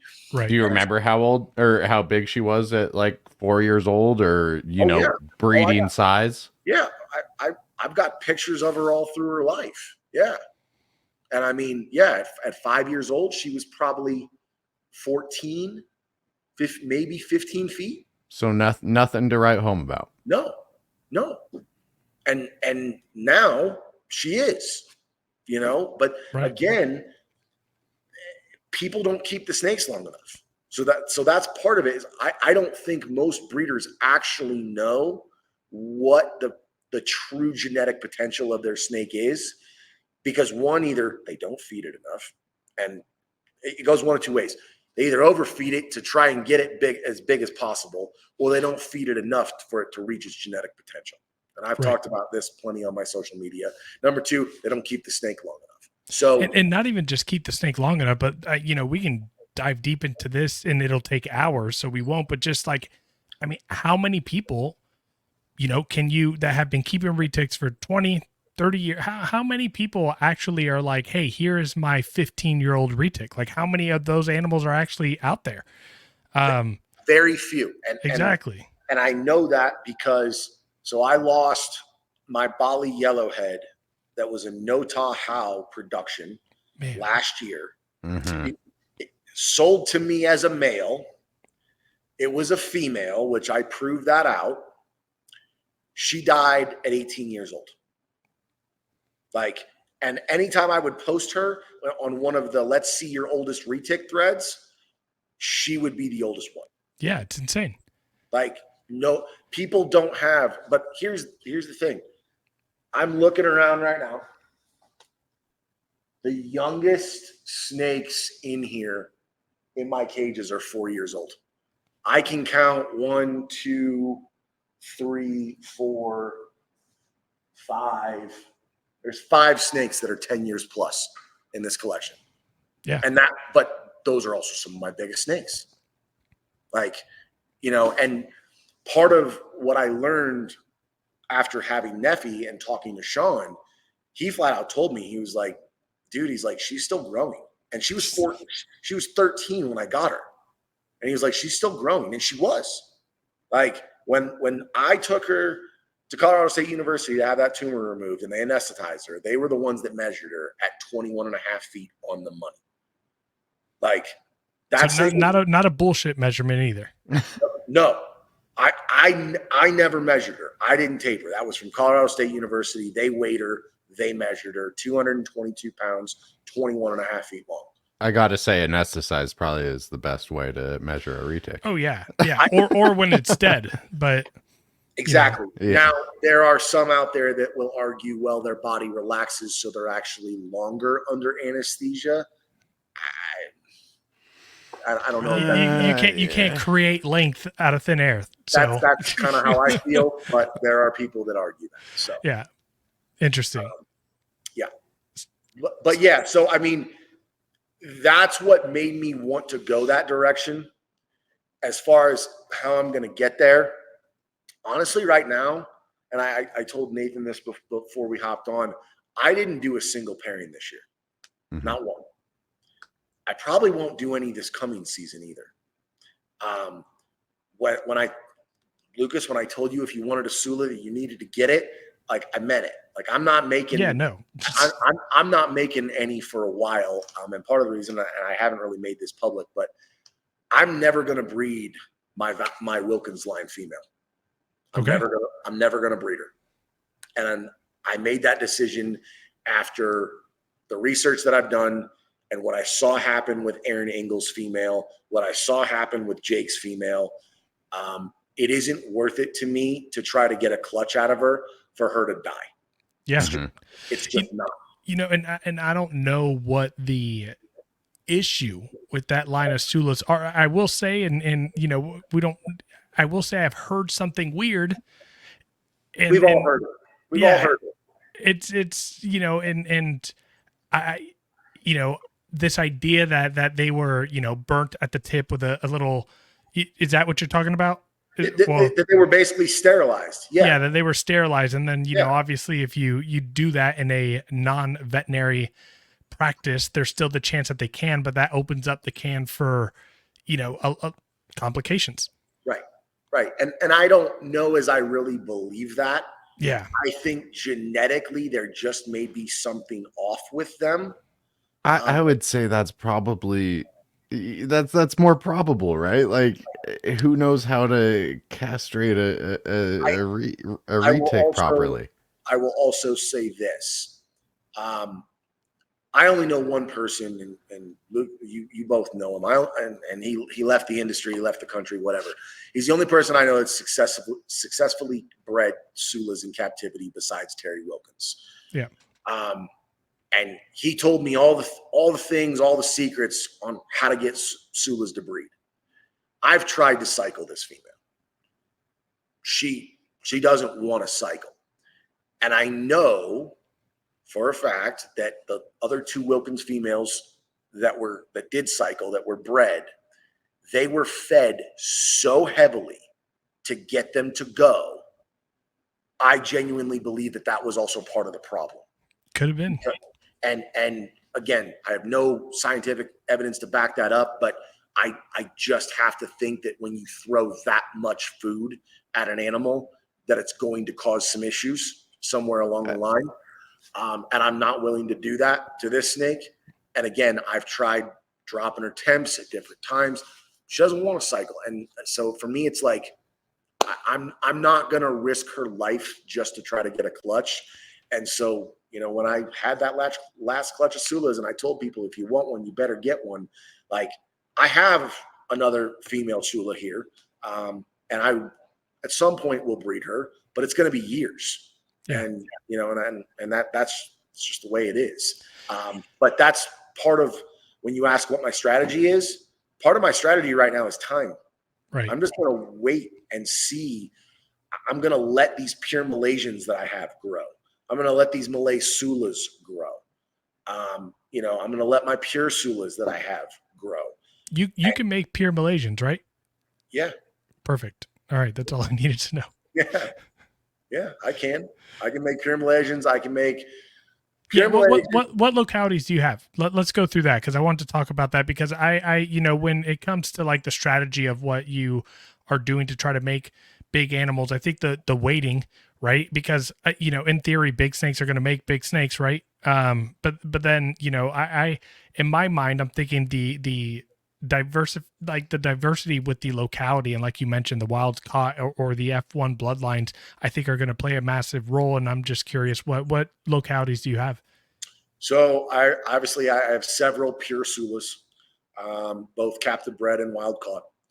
I have a pair of F1 Malaysians, pure Malaysians. I have the pair of Malaysian Sulawesi crosses, which are probably the snakes I am most excited about. Like, yeah, they're beautiful and they're massive, dude. And they are, you had better respect them. Like, you had better respect them. So here's the really interesting thing. So I actually bred that male Malay Sula last season to a Moschino female and got a clutch. Babies are 25% Sula, 25% Malaysian. The locality influence on those animals is insane. Oh, absolutely. And the way that they act, the way that they move, it's there go the lights on the cages. But it's just not the same as multi-generation captive bred retics. Yeah. But to continue, I have a wild caught Saram. I have a questionable background locality, Ambon locality male. I like to call those like Ambon types, right? It looks like an Ambon, not 100% sure, but it looks like it. Yep, it's an Ambon type. And then I have an F1 Sumatran male. Nice. So, and then of course the Bali yellowhead. I have my Bali yellowhead female. So awesome. Is that the one that always gave you problems breeding, that Bali? So she was, yes, until I finally started really figuring out. So, and this is, Lucas, I'm sure you're figuring this out with doing the locality stuff. Locality animals don't just breed. Yeah. You actually have to work them into breeding, and hammering them full of food isn't really the strategy either. Like, you actually have to cycle them. Like, there's a whole process with it. And frankly, when I was all those years I was trying to breed the Bali, I just didn't have the experience to know how to do it. And finally I figured it out, and now I know how to do it. It also didn't help that for 2 seasons you were putting another female in with her. Yeah, that definitely that'll do it. That definitely factored in a bit. It's better than throwing 2 males in. So I mean, right. let's call it win-a-win here. Yes. No, but Weston, I agree actually. So with all of my animals, and because 90% of them are localities, I do that. I do a drought. I'll feed them maybe once, maybe twice in like a 2-month period. And then in that process, each year that I'm doing my ambient temperatures, I'm dropping those ambient temps lower and lower and lower. There was someone who just went on a herp trip that was on NPR, and they talked about at night seeing Balis out there, and it was 66 degrees. And it's like, and we think we think the 74 ambient in our house plus a hot spot at 84 being dropped is cold enough. And for some, it's not. Yeah. No, it's not. The thing is, for me, and I'll share this, night drops. Mm-hmm. Night drops made a huge difference. Yeah. For me, you can, but you're really running a risk, I think, to just drop your temps into the high 60s, low 70s and leave them there. Oh yeah. You're running a risk, especially keeping your cages moist the way you should. You're running a risk of your female developing an RI. You just are. Sure. But if you're night dropping every single night, I feel like that risk is significantly mitigated, and you're still pushing them towards that cycle. Right. Yeah, absolutely. For me, what's lucky is in the garage, and I keep only ambient, is when my night cycle drops, it's with the weather outside. So it's a gradual, it's not like I unplug a heat source and then within an hour and a half, the temperature is 15 degrees low. It's a nice gradual. And then during the day, it just climbs back up. Right. It mimics the natural swings in their natural environment. And that works. Imagine that. Right. You mentioned it before, culling. And you're probably the only person that I know of, at least, that's come out on a on a podcast and has talked about appropriate culling of retic hatchlings and why that happens. But I'm curious, what is it like? What makes it appropriate for you? And I know that this is a very heated and debatable discussion, and I'm not a black and white person. I see a lot of gray area in a lot of areas. And so, it was ear opening listening to you talk about that. Just some people don't like to really hear the reality of things. Well, no, nobody likes to talk about killing snakes. That's not fun, right? However, and you and I were just talking about this before, Lucas, it started with the deformities that were coming, because I will not, have never, will never sell an animal with deformities. I won't do it. And I've seen them all. I've seen no eyes. I've seen one eye. I've seen half faces. I've seen such bad kinks that they like. I've seen all of it. Can I ask you something that I found in my last breeding season? Sure. I'm actually getting this animal back. I had one animal that displayed an enlarged heart right off the bat, but then I had one that looked normal before I sent it out, and then a few months later developed an enlarged heart. Have you seen anything like that? I have, and in my experience, it presents usually pretty quickly. I've never had one that developed. I want to say this was like 5 months after its birth. How long was it in your care? 3 months. Okay. Yeah, that could definitely be genetics. It's hard to say, right? Yeah. Because even in 8 weeks, the care that a snake receives could influence what happens with it greatly. Like, sure, it just can. So if you would have the snake the entire time, to me, it would be a little bit different. So I know after it got to its new home, it was refusing some frozen thawed, and the owner, I advised to fed live, but then it wouldn't eat frozen thawed, so he refused to buy live, and then let it go on a hunger strike until it decided to eat again, which was one of my red flags. It's like, no, you need to get calories in that snake. It's within its like most crucial time of growing. Right. So you said you're getting the snake back. Yeah. So is it diagnosed with an enlarged heart from a vet? It just from pictures from what I see. So, I mean, so I need to get hands on this animal. So you're talking about basically a lump that's formed above the stomach. Dude, I'll tell you once I see this animal in my care again. Okay. Because so I if we're talking about the same thing, yeah, I've seen it, and I've actually had it develop in hatchlings that I was still caring for here. Because I've seen some hard belly stuff where it'll present as a lump like shortly after a meal, but will go away. Right. This I'm talking about is way further up in the body, though. Yeah, I get you. And all of a sudden, they just swell up, and yeah, it's not hard, almost kind of jelly to the touch. It's very.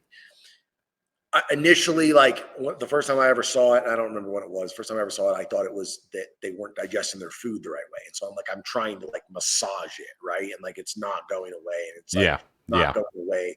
And then it doesn't want to eat because it's enlarged. Like I ended up putting the snake down, right? Because what are you going to do? What are you going to do? Do surgery on it? Like you can't remove its heart. Right? I get that. So and this is kind of where I come from, or the perspective that I come from when it comes to culling. Mm-hmm. There are so many retics being produced on an annual basis that if we as a community are not policing ourselves and adhering to only putting out the best, healthiest specimens possible, we are literally dooming our own industry. If we are putting out snakes that we know have genetic defects to be bred, and frankly, I saw this in the dog industry when I was breeding pit bulls. I saw it there. I literally watched an industry fold in on itself and implode because people just accepted breeding deformities because it was, oh, well, it's this one deformity and everything else about the dog is great. No, that one deformity makes that dog not breedable. Like, you should not do it. It's no different with these snakes. And if we as breeders are not policing ourselves to say, I'm only going to put out the absolute best specimens of what I produce, we are all then contributing to the eventual demise of this species. It's really that simple. Yeah, we can't import anymore. No, like, we can't. No, I mean, and that's the biggest factor there. It's not as easy as people think to put new blood into things to kind of soften up the gene pool a little bit. And you know what's sad is probably here in the next like 7 years, almost every wild caught retic is going to be dead. And a lot of people don't realize that, you know. They don't realize it or they don't care because they don't actually understand the ramifications of what that means. Mm-hmm. Yeah. You know, so when it comes to, you know, culling,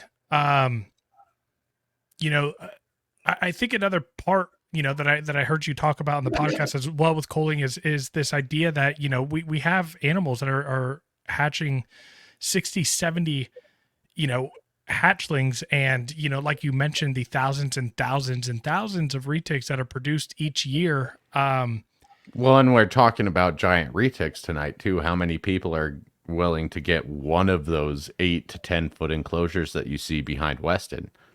Right, exactly. And I mean, you know, so like, is you know, there's this ethical dilemma of, you know, do I just sell everything at like $100 and you know, who knows where they go, you know, what kind of homes they go to at that price, or do we do population control? You know, what are your thoughts? Number one, I actually find that my normals go to better homes than the morphs do. Right. It's the people looking for pets and want to pamper the shit out of it, right? Yep. All the morph stuff, you know, people are out there to, you know, make the next best morph, and, you know, I totally get that. They're there to buy it, breed it, and Flip move it. on. Yep. Mm-hmm. I don't care if it's a $3,000 snake. That's what they're going to do with it. Yeah. Like that's just the reality of it. The localities, it's another reason why, and again, so part of what made me shift, actually, Nathan, you brought up the Bali clutch. Mm-hmm. I really wasn't trying to produce that clutch. I was just trying to see if that female would breed. No, that's what I was more invested in, and more than Bali yellowheads is that female going to go? Yeah, right. And so I put that F1 Tiger in there because he was proven, just to see what he would do. I literally left him in there for a day. That was it. And at that point in time, I didn't know that my other Bali yellowhead wasn't a male. That was the breeding that I wanted to happen, right? And when the tiger was very clearly displaying breeding behavior and she wasn't rejecting him, it was like, oh, okay, like this could go. And when she popped out all those eggs, it was like, well, I don't know what's what here. Like, maybe these are pure Bali yellowheads. I don't know. So obviously I stuck the whole clutch in the incubator. And then when I cut them open, and the third egg I cut open, it was a tiger. It was like, oh, no, these are not pure Bali yellowheads. Okay. My point with that was that in terms of the culling, I had never produced a clutch of straight normals. Had I gotten normals in other clutches, sure, random 1 or 2 here, there, whatever, no big deal. But I'd never made a clutch of normals. And all of a sudden, I'm looking at a tub of 30 normals. And I'm like, yo, these things are amazing. Like, look at the differences in these. And it literally, like, the same clutch, but they were completely different animals. And so it was like that just kind of flipped a switch in me. It was like, yo, like, this is almost cooler than the morphs. Like, the morphs, it's like, okay, yeah, that's that. It's like really easy. And okay, yeah, it's cool, but it's so simple.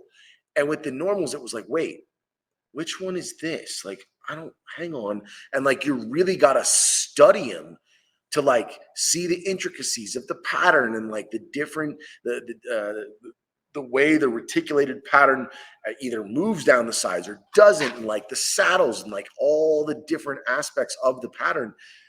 And it really just like kind of caught my interest. And so then with the localities, like that's again what kind of segued to that. However, coming back to the culling, I was looking at literally 30 normals, and I think I had 25 tigers. Now, I knew the tigers would sell. I knew it. Like tigers, nobody makes just straight tigers anymore. A lot of people still love them. They're super cool. I knew not only that, but F1 Tiger too. So we're talking about good old school looking tigers. Yes, exactly. I knew those would sell. Okay, cool. I looked at the normals and I was like, okay, I got 30 normals. That's a lot of normals to try and sell. I'm like, I know I can sell them, but that's a lot. And so initially it was like, all right, which ones are the strongest, right? Like which ones are genetically the strongest? And when you guys are breeders, like you can see it in babies. Like some of them just aren't very strong. And it was like, okay, we're going to cull the ones that aren't strong. Like there's just no sense in putting those out. They're not that strong. We're going to cull those. So I did. And then it was like, okay. And I made a decision with that clutch. I'm up until that point, I had always force fed animals that wouldn't eat as hatchlings. Like it was like, no, you're going to eat, you're going to eat, you're going to eat. And at that point I was like, no, like I'm not force feeding a single thing. I've done that with this second clutch I've produced, and I'll never do it again. Yeah, I did that with the first clutch that I produced because this is the first one I'm raising, and just I feel like for a lot of people, once you go through that experience, I don't know, man. It's a lot of time, a lot of work, and then heartbreak at the end for the most part. And again, it's putting out animals that are, it's very unless you intend on keeping them as a pet. It's right. Well, so I do think there are exceptions, and I'll say this: I force fed some of the Sulas from that Sula clutch, and the reason that I did, and Lucas, you may see this with the Slayers as well. Some of these localities, their metabolisms move so fast that if you don't force feed them, they will starve themselves out. But if you force feed them, they will come on and they'll be just fine. There were, I don't know, probably half a dozen animals, maybe 7 animals in that Sula clutch that I had to force feed, and all but one. There was one male in that clutch that I ended up having to put down. All the rest of them turned on and were great. But as a rule of thumb, I don't force feed. And that started with that Tiger Bali clutch, because I was like, I'm not going to force feed these normals. I'm not going to do it. And so if they don't eat within a certain time frame, they're done. And so the podcast that I talked about this originally on MJ's podcast, where you probably heard this, and he kind of like took a hard line. No, dude, like that's not the right thing to do. And I put it to him like this. I said, okay, so let's say you're a retic breeder. Mm-hmm. You just dropped a clutch of 70 eggs. I said, you got 2 choices. Take 35 eggs and throw them in the trash right now. And take the other 35 and put them in the incubator, and take your chances at whatever your odds are with whatever you're trying to make. You take your chances right there. And he was like, I'm like, see right there. That's the breeder in you. The way I look at it, even with my super dwarf clutches with 20 animals to raise up, and that's on the high end, right? Like if I were to do that same thing, I mean, it's a hell of a lot better than having to cull off those 5 or 6 animals after they're already developed and out of the egg. It's a lot less hard on me. That's for damn sure. Yep. Yeah. I mean, go ahead, Weston. Well, and that was my point. It's like, I'm not going to throw out those 35 eggs. I'm going to put them all in the incubator, and I'm going to let them hatch out. And the best examples I'm going to keep. Mm-hmm. And the ones that aren't are going to get culled, and I'm going to feed them to my monitors. And if that makes me a bad guy, okay, fine. I'll be a bad guy. Like, but at the same time, like, I look at it like this. where do people think that the people that keep king cobras, what do they eat? They eat snakes. Yeah, Yep. indigos or indigos. Where do people think those come from? Where do people think their food comes from? It's people calling out other snakes. Like that's, it happens. It happens in every other industry. Just again, people don't want to talk about it. Well, and that's why if I were overwhelmed with eggs, I think that's why I would throw out is I don't have that garbage disposal at the moment. I've thought about it, definitely being a breeder of these animals. I mean, if you have an excess animals that, just don't thrive or whatever, it's nice to be able to just use those and use them sustainably. Yeah. And I mean, so where my mind goes with this, and if I catch heat, then so be it. But just my honest thoughts. If you have a game plan and you know that you are going to be responsibly culling genetically inferior animals, right? Like that's okay. We're here, we're producing animals that most people are breeders to buy.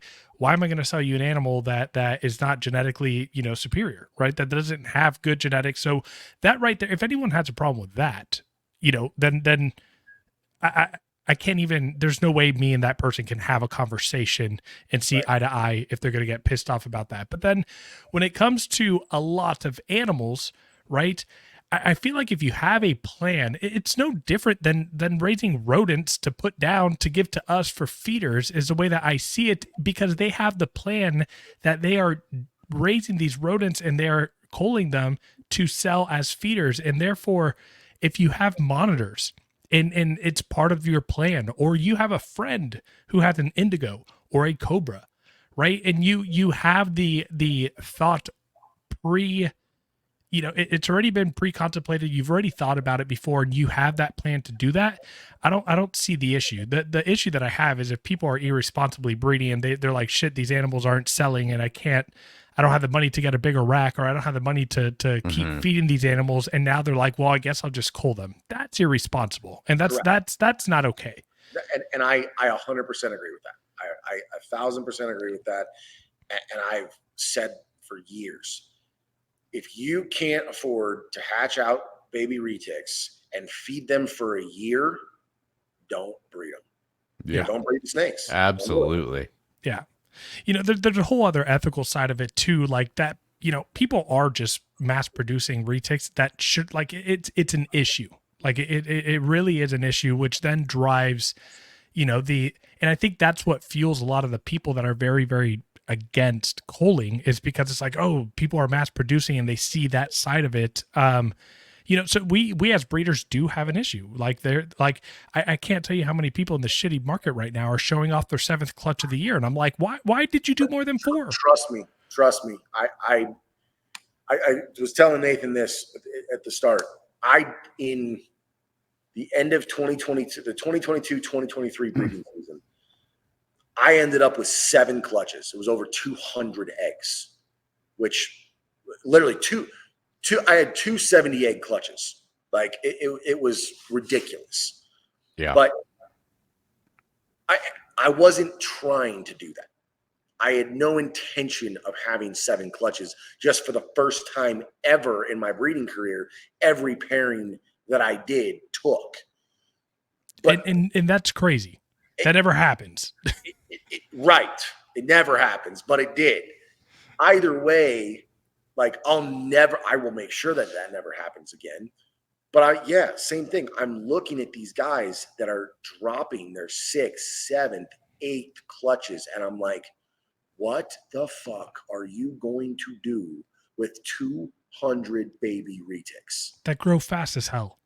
Fast as hell. Like I don't, unless you are literally doing every weekend show circuit all over the country, you have zero, and I'm going to say 0 chance of selling that many retics in a year.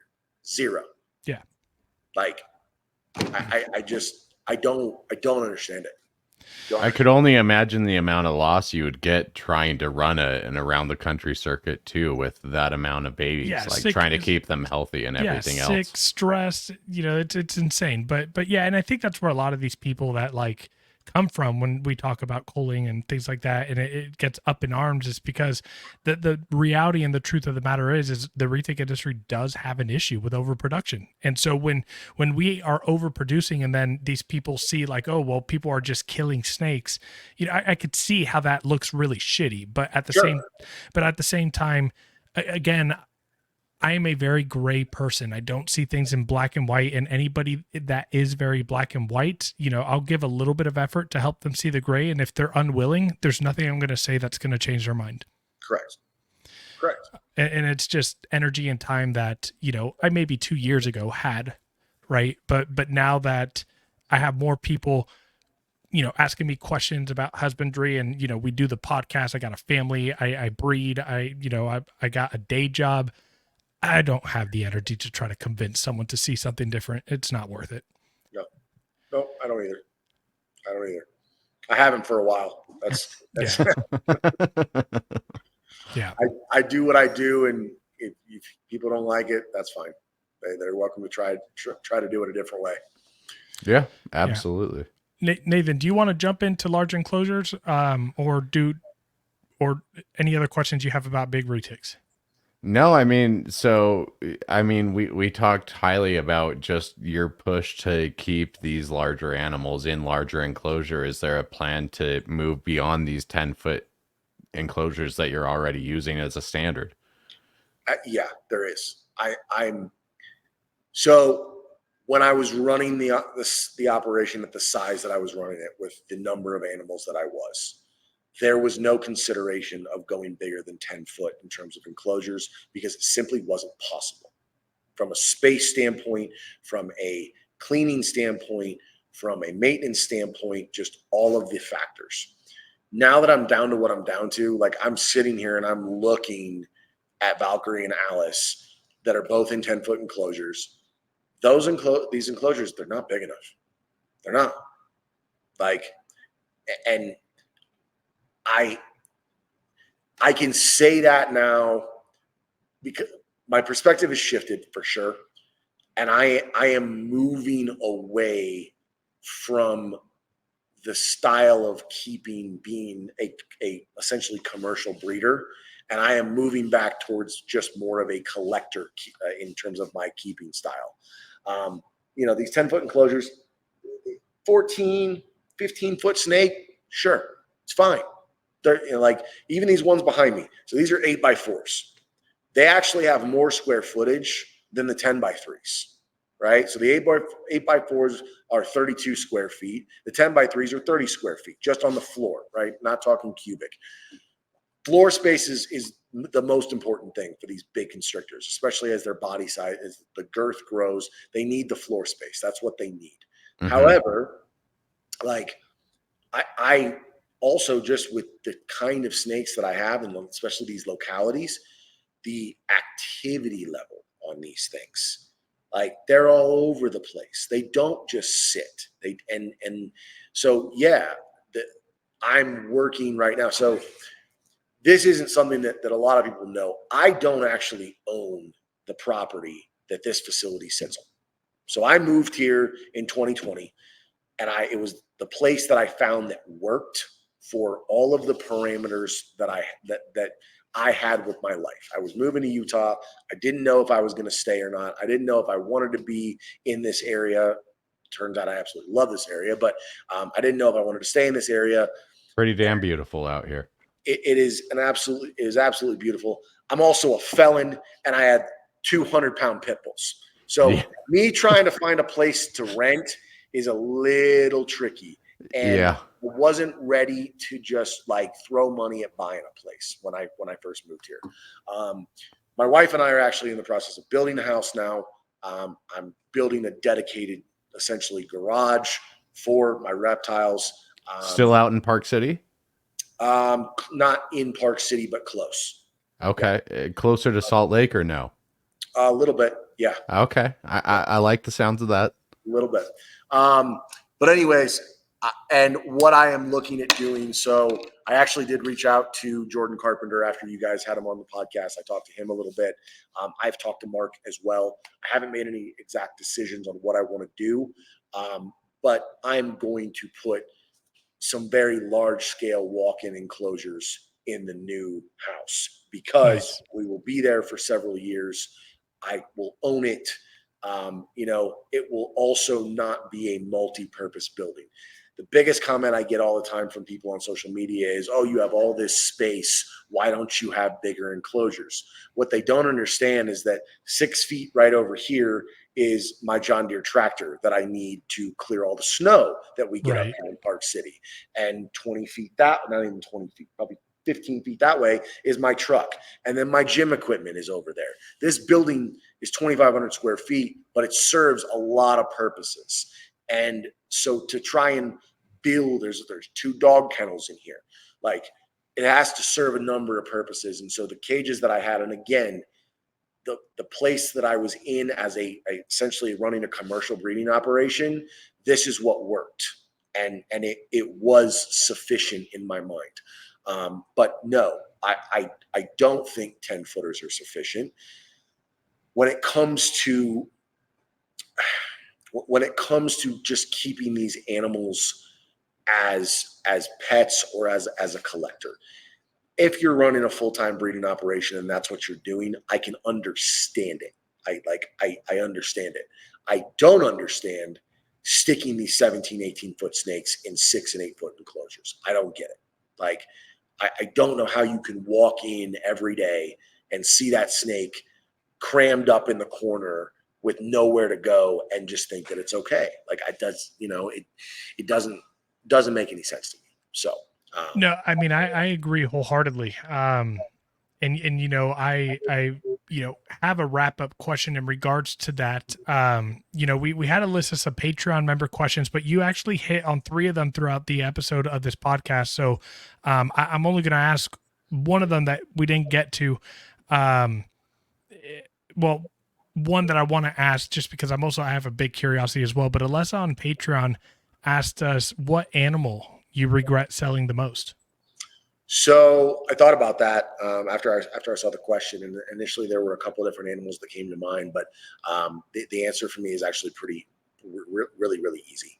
I did a video a couple months back about adult female that I sold to a guy here in Utah, and he ended up breeding her, and he took none of the tutelage that I gave him. He followed none of the advice that I gave him.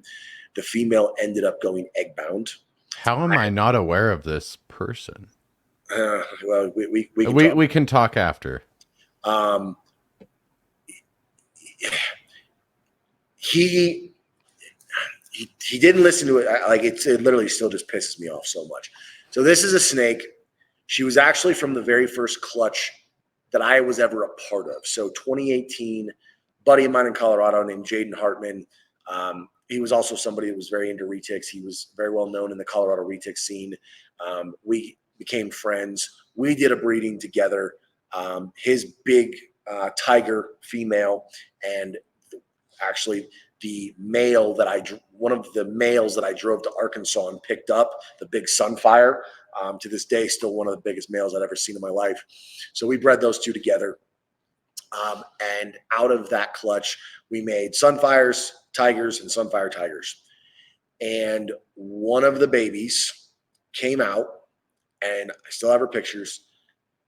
She was just orange. She was a Sunfire Tiger, orange and just beautiful.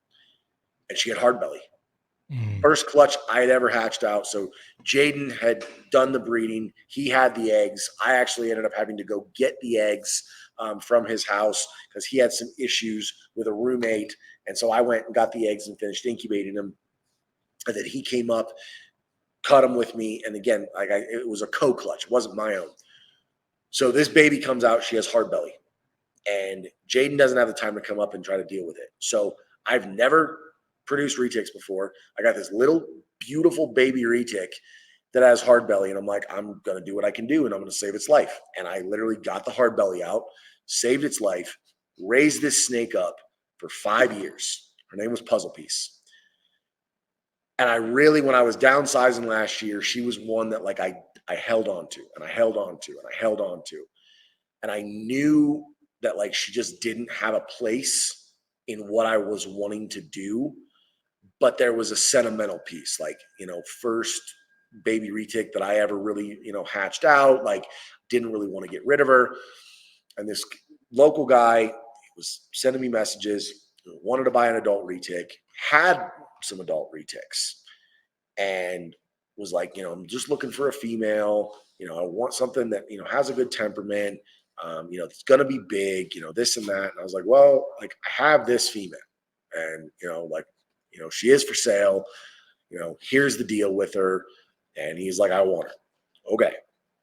So made the deal with him. He picked her up for me at the show. I met the guy.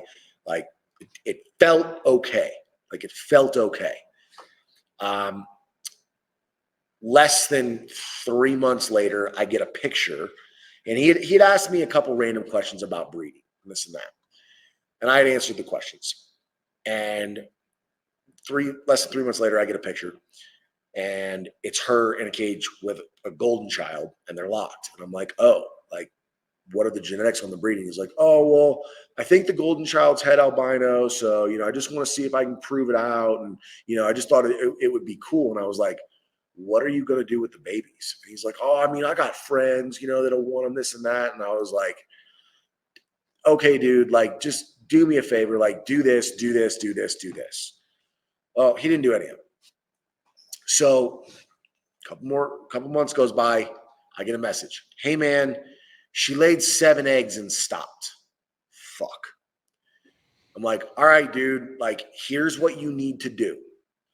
And I give him a protocol and I tell him, I'm like, here's a vet. And I have one of the best reptile vets I've ever dealt with ever here in Utah. Laura Buller, right? Laura Baylor. Yes. Baylor. Thank you. Yes. Gave him her information. Well, he once again didn't do anything I told him to do. He instead called his friend who breeds ball pythons, who saw Kevin's video. No, dude. Where he went into one of his retics with a syringe. Stop. To drain the eggs. And they proceeded to try and do this to this female. Needless to say, it didn't do shit. A couple of days later, he's like, I don't know what to do. I'm like, you need to take the snake to this vet. You should have taken a fucking screenshot of what you told him to do originally and be like, hey, remember when I told you to do this? Now, can you please freaking do it? So he called Baylor. He took the snake into Baylor. Baylor called me and she was like, hey, this snake is not in good shape. Like, surgery is probably the only option. He doesn't have the money. Like, what do you want to do? And I was like, I'll come get the snake. I was like, I'll come get the snake, but I'm not paying. I was like, he needs to pay the bill today. She's like, okay. So he paid the bill for those services. And I went and got her and I brought her home. And I did everything that I know how to do to try to get an egg-bound snake un-egg-bound. Didn't work. So after probably like 7 more days, I called Baylor and I said, hey, this isn't working. I said, I really don't want to cut this snake open. Can we try something else? And she's like, well, we can anesthetize her and we can try to work the eggs out of her. I said, all right, let's do it. Come up. I put a video up of this. Yeah, I remember this. Entire outcome. We pulled almost 30 eggs out of her. We got them all out. She was okay. I kept her for 2 months and antibiotics, everything else, did everything I knew how to do. Had a friend who actually has bought, I think he's bought 16 cages from me. He's bought 3 retics. He's a really, really good dude. And he had been interested in this snake before. And I was like, you know what? And I called him. I said, look, if you want her, you can have her. Just don't breed her. That's my one condition. Just don't ever breed her. She's a pet. You want to do animal education, like use her for that. Just don't ever breed her. He agreed. She died like a month later. She went septic. Man. And that, by far, I regret selling that snake because I sold her. And because I sold her, she died. Like, she paid with her life. And that's like, it's a part about this business that I know it's a reality, but it was a really, really like brutal reminder when a snake that I raised from this, and I mean, she was a solid probably almost 17 feet, like beautiful animal, healthy. And in less than 6 months, someone basically killed her. Like, That's sad. And that's, that's, to answer the question, that's the one I regret selling the most. And there are several animals that I sold last year that I really didn't want to, for a variety of reasons. But again, I had to make some hard decisions, and that's just the way that went. Dude, that list that you had up was incredible. I can imagine how difficult, I'm going through this process right now. I'm moving out, all of my morph stuff, arguably besides my ocelot. And then I'm even looking at my locality stuff that I have like multiple, 2.2 or whatever the case may be. And I'm like looking at the list and I'm like, I can't do it. But I know I want to, but like it's probably going to take another year for me to, be a little more open to it. But it's hard, man. It's really, really hard. Like, yeah. And not just because of for me, it wasn't just the animal. It was looking at the animal and knowing the amount of time and effort I had put into that animal to get it where it was. And in the back of my mind, having the thought of like, this animal may not make it a year. Yeah. But, and that's just, unfortunately, that's, especially when it comes to adult retics, that's just a sad reality. Like, and that I know for me, it's why I hung on for as long as I did to so many animals that like really didn't have a place or a purpose in my collection, was because I knew that more than likely no one was going to take as good a care of them as I was. Yeah. It's always a risk when we send an animal out. That's the hardest part of being a breeder. I feel like you're so passionately involved with these animals that anytime you send an animal out, whether it's something you wanted to keep or not, like it's something that ultimately you could keep better, right? Or in your mind, whatever. But right. So, and it's a little different with babies, at least for me. It's a little different with babies. You get them established, and like for me, I want the babies to go to their new home because they're going to thrive in their new home versus just being here and taken care of. Right. Absolutely. So, yeah, I want to get into our wrap up questions. And I have one, that I came up with kind of last minute before we started this. It wasn't on the guide that I kind of sent you. And it's funny because you actually made a comment referencing something about it before when it comes to like the size of enclosures and people, who aren't changing to increase their enclosure. So, what are your like, what message do you have for those breeders that have been doing this for a while and they're reluctant or straight up just like refusing to kind of get with the times and realize that these large animals need larger enclosures and they just aren't doing it?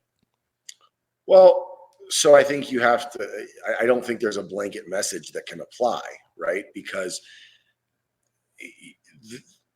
the motivations are different. So number one, the breeders who rely on these animals to put food on their table, do fucking something else. Like, it's just like, it's really that simple. Like, find something else to put food on your table besides selling these animals.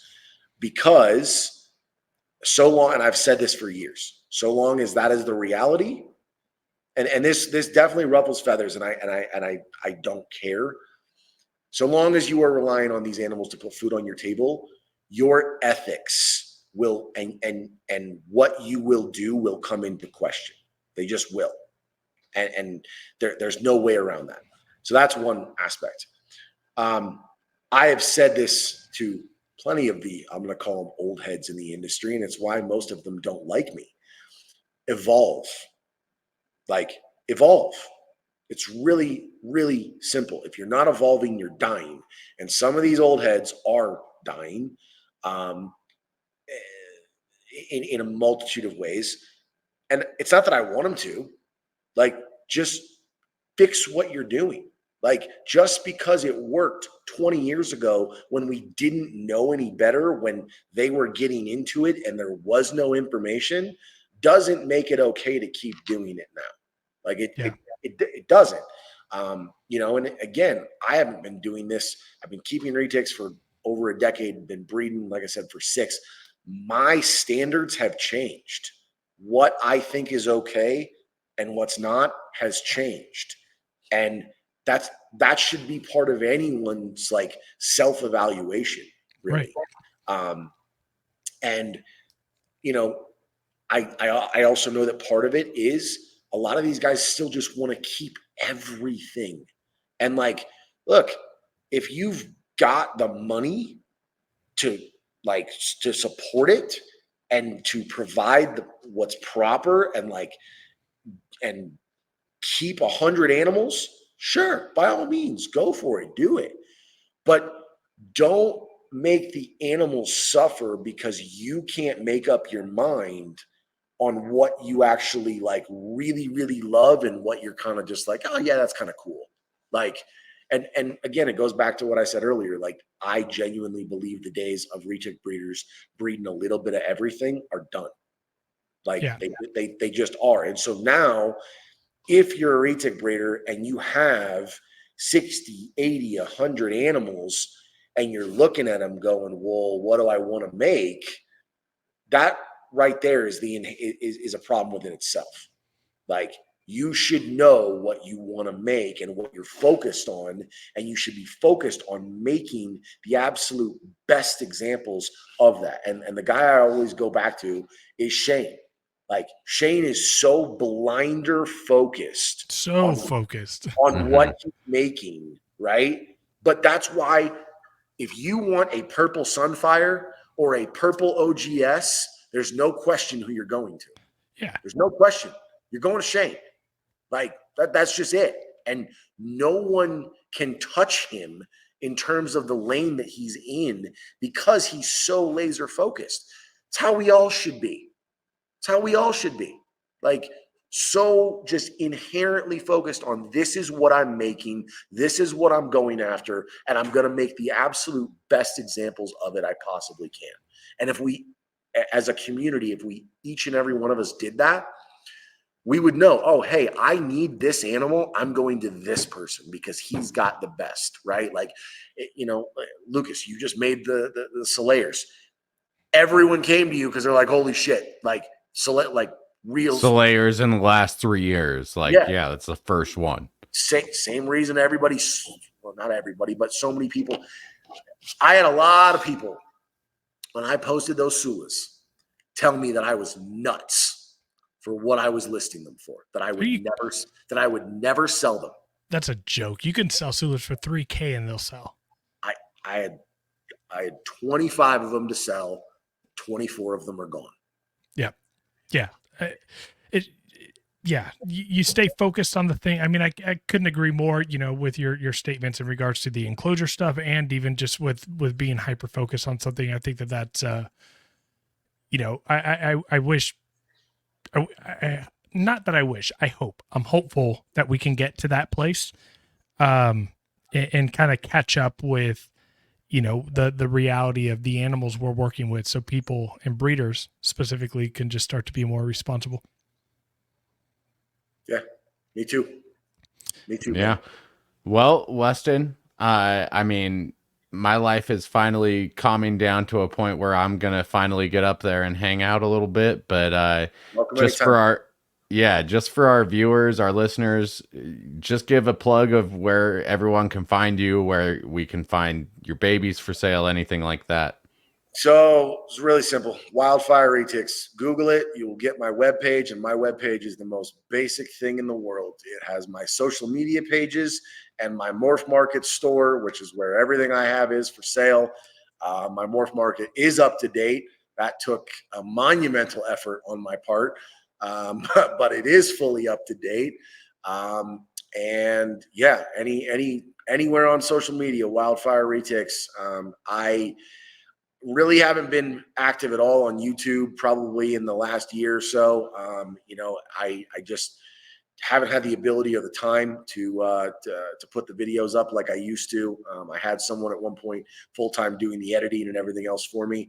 Any of you guys that follow my socials know how I post stuff is someone shoots it on my iPhone for me and I ship it. I don't edit it. I don't change anything. I just send it. So, but yeah, I'm hopeful that I'm going to be able to get back to doing some more content posted regularly. It's just going to be a little bit different. It's going to be mainly just about the animals themselves, not so much about breeding, because that's really not as much of a focus for me at this point, as it is just showing off, these incredible animals that I'm privileged to own. Yeah. Yeah, I love the mindset. And again, thank you so much for coming on. We really do appreciate you for taking the time. And to be honest, we've been doing this now for almost like a year and a half now. And shocked at the fact that we didn't have you on any earlier, but I'm happy that we finally got you on. And it definitely probably won't be the last time that we do. Well, anytime you guys extend the invite, I'll be happy to come back on. So thank you. Yes, again. Sir. Thanks, Weston. All right, take care, guys. See you, man. All right, that's a wrap.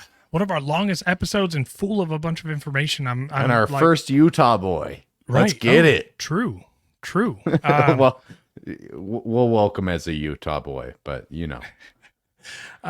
anyways, guys, again, thank you so much for hanging out. If you've watched this far, I had a blast talking with Weston, and Weston's always a pleasure to talk to. I've had multiple phone conversations with him, and he's a wealth of knowledge and someone that I hit up frequently with things that even, something new that comes up my way. So reach out to him on social media. He's an open person to talk to and can teach you a lot. Shout out to our Patreon and our listeners. If you guys are fans of Weston's and you're listening to us for the first time, hit that subscribe button, like the video, post a comment down below. Nathan, you got anything else? No, we'll see you on 83.